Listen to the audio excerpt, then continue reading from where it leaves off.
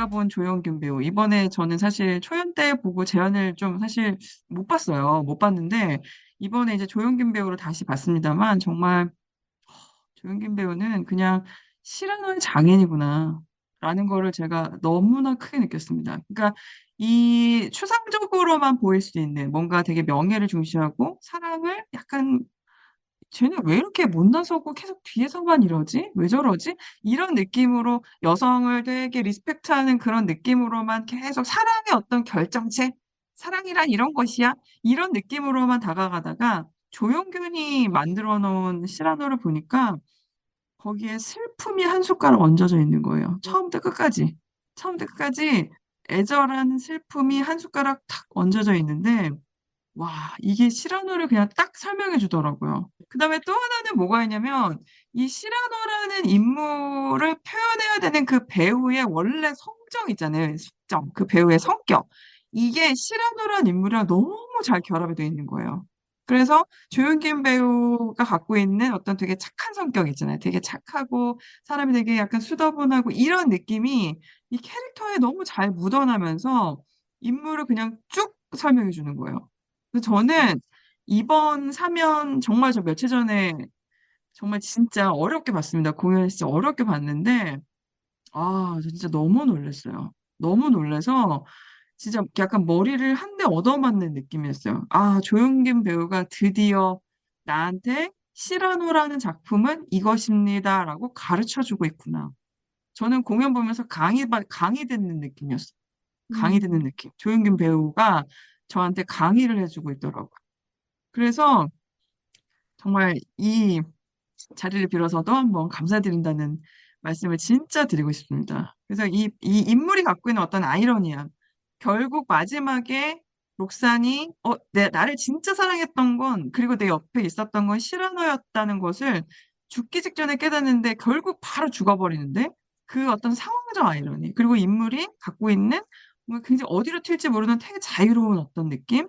그런데 거기에 명예를 중시하고 사랑이라는 틀에 이렇게 자기를 이렇게 묶어 놓는 요런 그 굉장히 다층적인 느낌을 조윤균 배우가 한 흐름으로 쫙 잡아 가지고 인물을 계속 강의하듯이 저한테 설명을 해 주고 있었습니다. 그래서 저는 드디어 제가 인제 '시라노에 접속을 할 수 있겠다.' 이런 생각을 하면서 공연을 봤고요. 그리고 이번 시즌 때 또 강화됐던 게 이제 그런 거죠. 사실 이번에 그 무대가 커지면서 이제 세트가 많이 들어왔잖아요. 그리고 뒤에 이제 영상도 굉장히 영화적으로 쓰인 영상들이 있었는데 이제 이 회전 무대 세트를 돌리면서 뒤에 영상도 이렇게 각도를 바꿉니다. 그래서 이제 전반적으로 이게 쭉 어떤 그 차원이 달라 보이는 무대를 영상과 무대 디자인이 동시에 콜라보로 만들어 내는데 이렇게 대규모 세트를 써야 되니까 이 세트를 바꿔야 되잖아요. 그러니까 자꾸 막을 치는 거예요.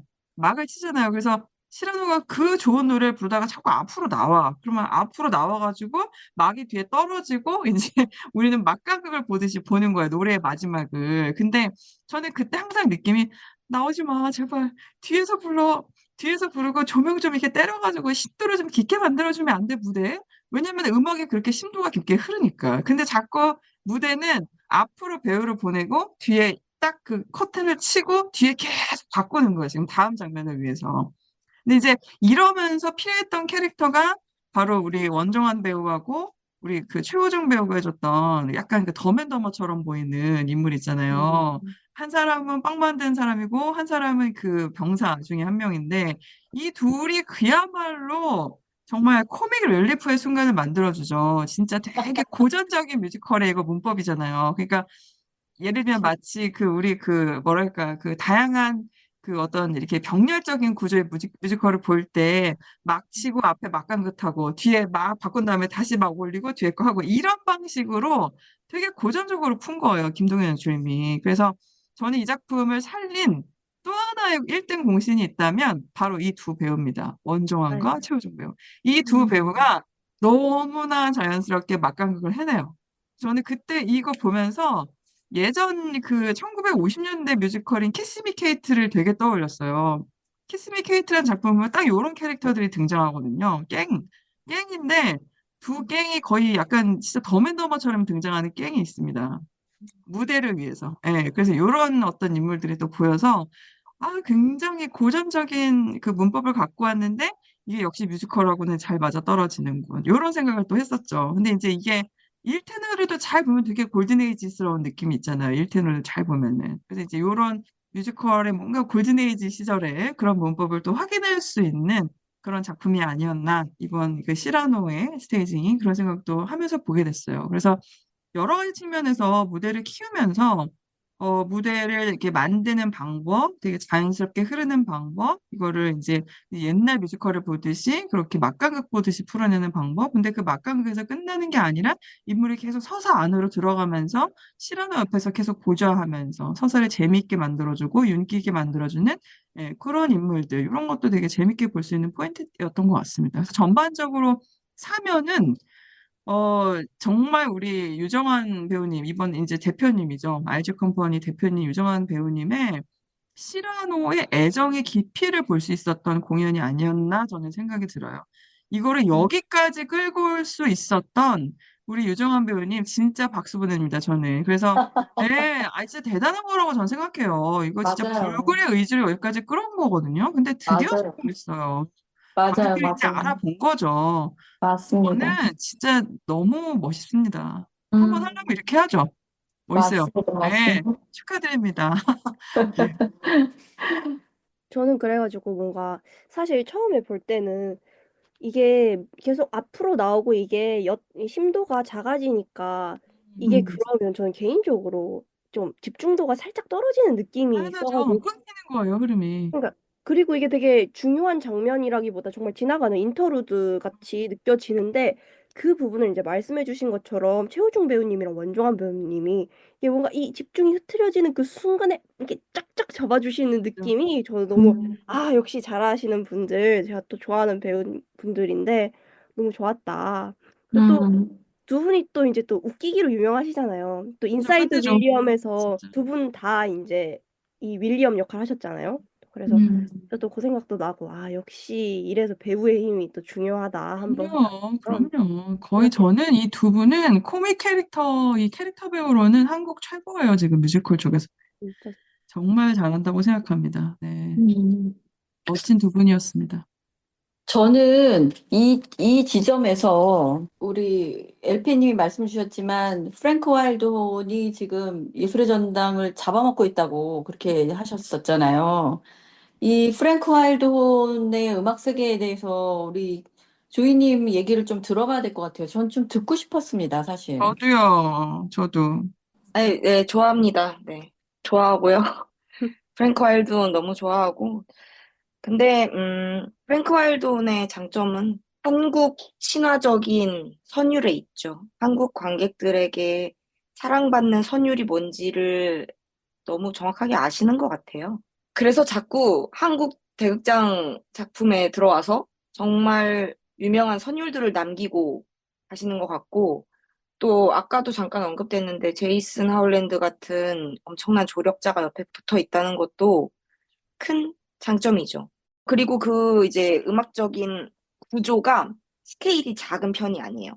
음, 프랭크 와일드 혼의 음악은 구조적으로 스케일이 작지 않아요. 여기서 말하는 스케일은 음악 스케일 말고 이 규모가 작지 않다 보니까 대규모 대극장 음악에 되게 어울리는 선율을 잘 뽑는다라고 볼 수 있고, 물론 뭐 대극장에 어울리는 선율이 무엇이냐 뭐 이런 걸 또 논하려면 또 깊게 들어갈 수도 있겠으나, 만약에 이 노래를 합창으로 만든다면? 이라고 했을 때 되게 많이 바리에이션 될 수 있는 게 있다는 거죠.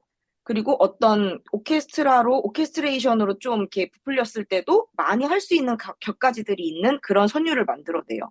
도약도 많고요.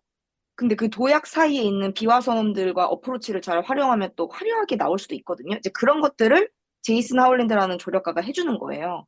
이제 그러면서 굉장히 대극장에서 딱 울려 퍼졌을 때 되게 감동을 줄 수 있는 그런 선율을 잘 뽑는 작곡가라고 인정합니다. 그런 인정하는 바가 있고, 그렇다 보니까 그런 특색을 본인도 잘 알고 자꾸 가져가다 보니 일부분에서는 이거 어떤 거랑 비슷한 거 아니야? 이거 어떤 거가 생각나네? 하실 수도 있을 것 같아요. 근데 그는 그것이 자기 아이덴티티라고 생각하고 굉장히 즐기신다. 그 그러시는 것 같다. 그래서 사실 보컬리스트 사이에서는, 배우들 사이에서는 프랭크 와일드 혼만 따로 스터디를 하거나 프랭크 음, 와일드 혼의 곡만 따로 연습을 하거나 하는 것들을 많이 봤어요. 왜냐면 그렇게 대극장에서 쩌렁쩌렁하게 발성을 낼 수 있는 훈련을 할 수 있는 곡이 그분의 곡이기 때문이죠. 근데 제가 궁금한 거는 시라노가 아직도 MR을 쓰나요? 아니요. 이번 아니요, 시즌부터 이번에 없앴어요. 아니에요. 예. 그거 참 맞아요. 다행이네요. 제가 봤던 회차에서는, 그러니까 재현이죠. MR을 써가지고 제가 또, 되게 실망했거든요. 왜냐면 지금 말씀드린 것처럼 분명히 오케스트레이션으로 했을 때 효과가 큰 선율들을 분명히 만들어내실 거라고 기대를 했는데, 갔는데 MR인 거예요, 재현 때는. 그래서 좀 적지 않게 실망을 했었는데, 이번에 또 진짜 라이브 세션으로 돌아왔다고 하니 그거 참 다행입니다. 너무 좋습니다. 뭔가 우리나라에서 대극장 뮤지컬 배우에게 기대하는 바를 보여주는 음악들을 주는 것 같아요, 저는. 하는 게 말씀하신 대로 쩌렁쩌렁한 것도 있고.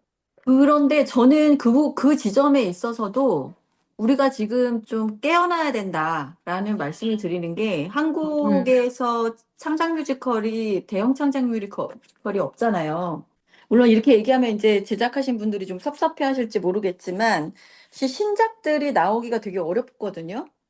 그 이제 많이 생산이 되는 양도 사실은 대학로 소극장은 엄청 활발하지만 그에 비해서는 없는 편이고 근데 이게 지금 뭔가 저항이 있는 거거든요. 근데 그 시장을 그 틈새를 저는 프랭크 와일던 같은 작곡자가 포지셔닝을 하고 있다고 생각을 해요. 그래서 아까 우리 저기 LP님 말씀하셨던 것처럼 대극장 음악은 이래야 되는 거야 라고 생각하는 그 지점에 있어서 우리가 좀 이걸 좀 알을 깨고 나가듯이 이거를 좀 깨고 나가야 된다라는 생각이 들고요.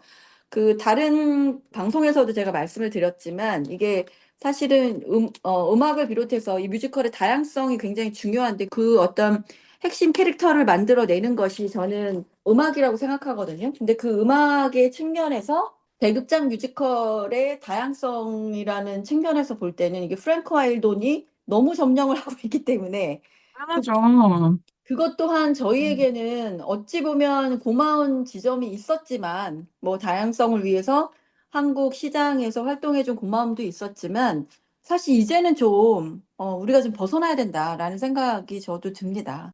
네, 연락 맞아요. 주십시오. 대극장 쓸 수 있습니다. 근데 아니, 충분할 수 있어요. 근데 저는 항상 와일드온 음악 들으면서 이 도약하는 진행 있잖아요. 도약. 전 이거 되게 멋있다고 생각했어요. 도약이 화성학의 측면, 제가 이런 말을 해도 잘 모르겠습니다만, 근데 굉장히 이렇게 적절한 간격으로 도약을 한다는 생각이 항상 있어요, 저는. 이 가사하고 되게 잘 맞아떨어진 지점에서 적절한 간격의 도약이 탁탁 나오는 거예요. 근데 그게 이분의 아주 그 장기가 아닐까. 뭐 멜로디는 잘 뽑는 거는 말할 것도 없고, 그 도약이 한번 이렇게 쿵 나왔을 때 너무 음악이 확 갑자기 세련되지고 아름다운 느낌으로 이렇게 탁 확장된 느낌이 생기거든요. 그걸 너무 잘하더라고요.